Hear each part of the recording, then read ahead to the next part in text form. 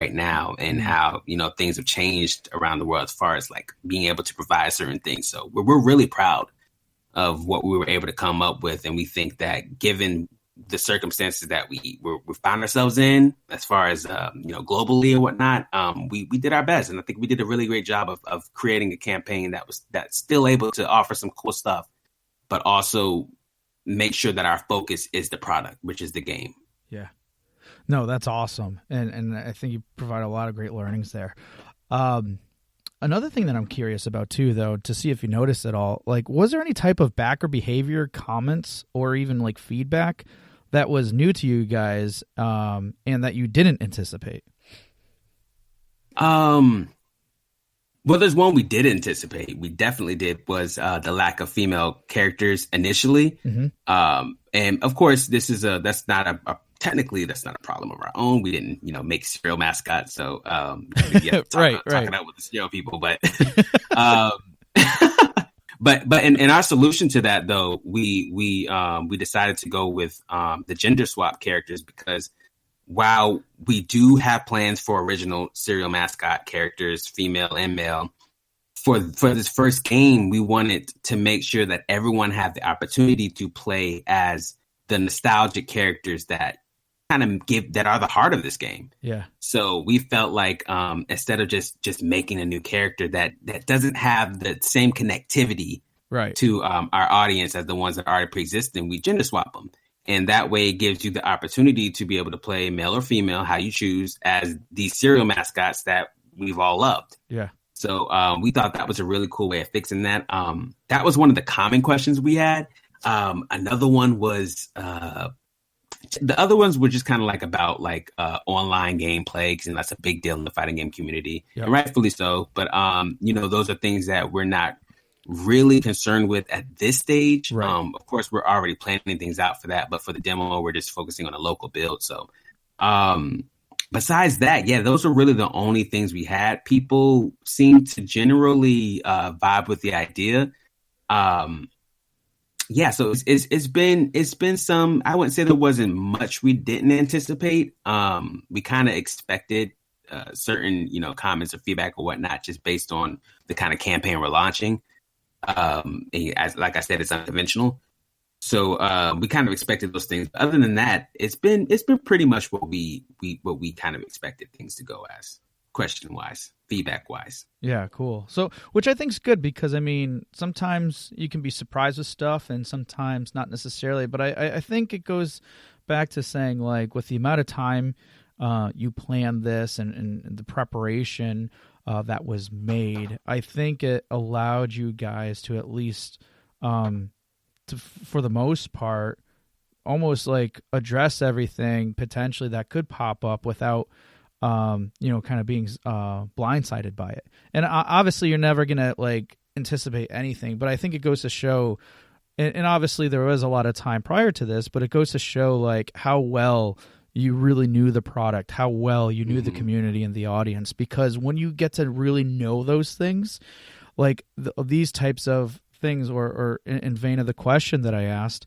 they kind of become second nature, to the point where, oh, we already know how we're going to address that, because we are so familiar with the product. We're so familiar with our audience that we would be surprised if there was something that surprised us type of situation. Exactly, yeah.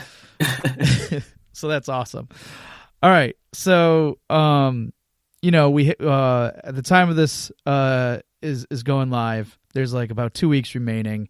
And I'm also just curious, and I know we talked about kind of some things a little bit, but like, what are you doing to making sure that your goal is met? Like, is there anything else that you're doing, or are you really just, you already have everything set in motion and you're just kind of writing it out at this point? Is there anything else that you're doing to really making sure that your goal is met? Well, right now we're really focused on what we kind of consider to be the online grassroots campaign, just really, really spreading the word. Yep.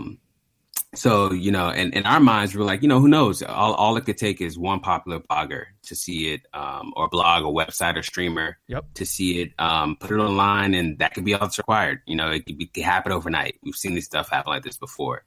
So besides, taking on interviews like this and, just really talking to the people and making sure that they understand the kind of product we're trying to do, we've also been reaching out, to different communities, different industries that we feel like that would be enthusiastic about potentially sponsoring or supporting this IP in the future. Mm-hmm. So we're exploring multiple opportunities and multiple lanes and avenues and methods to push this out as much as we possibly can to make sure that we can get our goal by the time this campaign's done.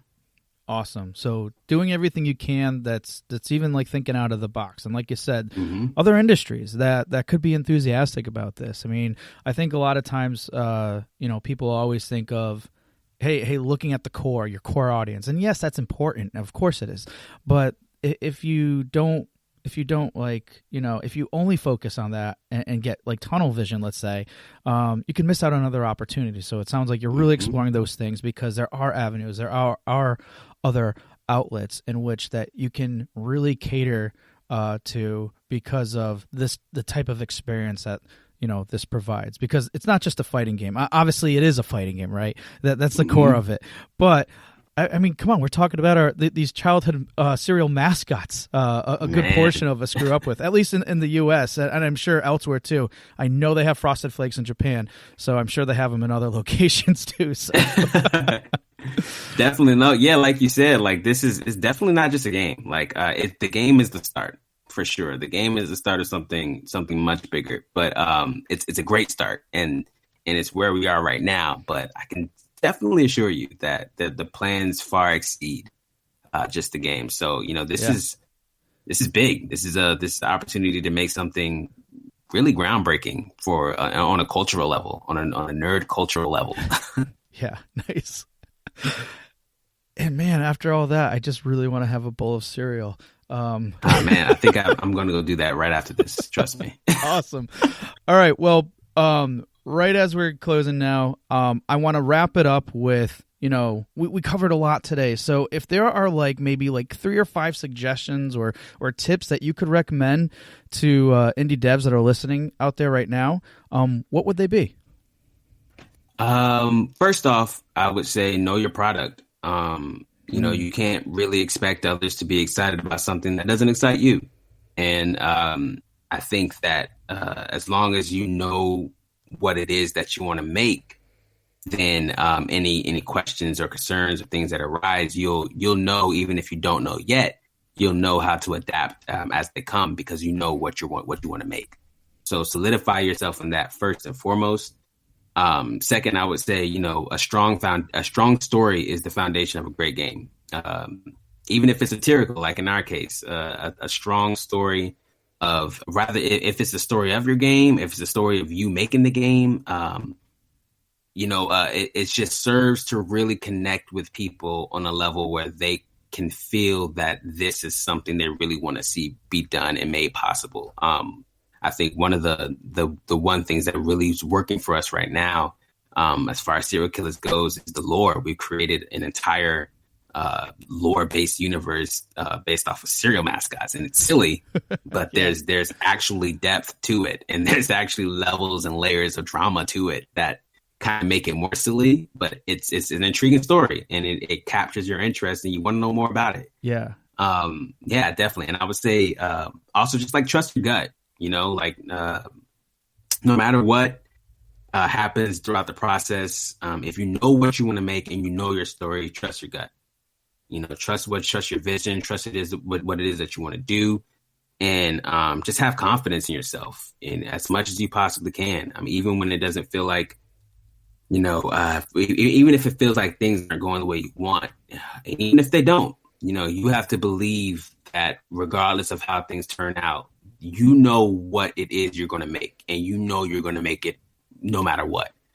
So that has to be a very strong staple within you, because that's what's going to keep you going. That's your drive. Yeah. Through the ups and downs, that keeps you going. And I guess lastly would just be, just know that as long as you don't stop, it's not over. And I mean, in any case, as long as you don't stop doing whatever it is that you're doing, it's not over. So just keep moving, keep pushing forward, keep working. And the only thing you have to really worry about is time, because it's always just a matter of time. As long as you're working, it's just a matter of time. Yeah. Wow. Those are perfectly said. There's nothing else I can really add to that. And other than like, I would say everybody listen and really take what Mikhail just said there, because those are really good core things that you can probably, follow and really adhere to, that can really help you out with just about everything that you're facing. I mean, everybody's experience is going to be different, but I think those are really good core values right there that you follow and can kind of live by to keep you going on. So thank you so much for sharing that with us. All right. I don't know. Thank you, man. Thank you. Yeah, of course. So that's all we got for today. But before we close, I'd love for you to, share with our listeners today, like where people can learn more about you, more about Serial Killers as it's, as a campaign is now running. And even if anybody coming to this when the campaign has been long and over and stuff, where can people reach out to you or find out more about Serial Killers? I know right now it's the Indiegogo campaign. Any other places that people can reach out to contact, whatever, social media, where can they go? Yeah, you can always follow me on Twitter, Instagram, Facebook. All of them are at Mythallica, Mythallica. You can also check me out on my website, Mythallica.com. You can also follow us on Serial Killers Game on Instagram, or Killers Serial on Twitter. But yeah, those are the best places to keep up to date with everything Serial Killers, as well as anything else that I'm doing personally or project-wise.